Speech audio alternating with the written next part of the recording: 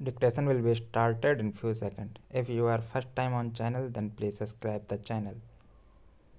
Start.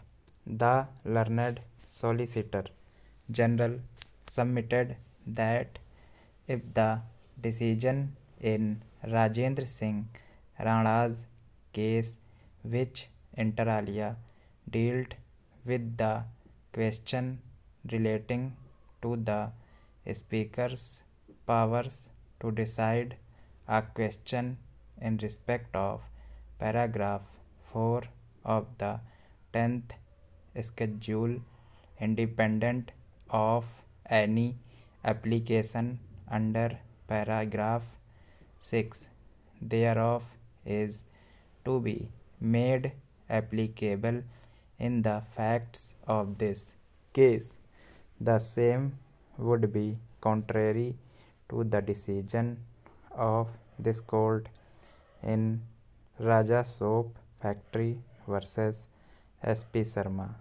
The learned solicitor general also made special reference to the decision of this court in Mayawati versus Markandeya Chand and others, wherein it was inter alia held that if the order of the speaker disqualifying a member was to be set aside, the matter had to go back to the speaker for a fresh decision, since it was not the function of this court to substitute itself in place of the speaker and decide the question which had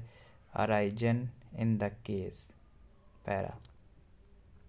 In addition to his aforesaid submission, the learned solicitor general also submitted that various substantial questions of law in regard to the interpretation of the Constitution had arisen in the facts of the present case, namely whether paragraph 4 of the 10th schedule to the Constitution, read as a whole, contemplates that when at least 2/3 of the members of the legislature party agree to a merger between one political party and another, only then there is a deemed merger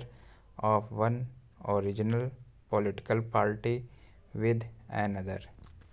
Whether in view of the difference in language between paragraph 3 and 4 of the 10th schedule, a deemed merger is the only thing to be looked at as opposed to a split, which must be in an original political party cumulatively with a group consisting of not less than 1/3 of the members of the legislature party. Whether post-merger those who do not accept the merger are subject to the anti-defection law prescribed in the 10th schedule, ? Whether there is a conflict between the 5-judge benches in Rajendra Singh Rana versus Swami Prasad Maurya as against Supreme Court Advocate on Record Association Case SCC 409 ?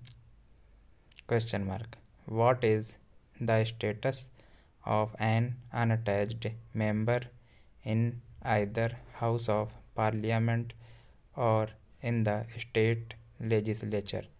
Whether in view of Article 212, Speaker is subject to the jurisdiction of court as such. Thanks for watching.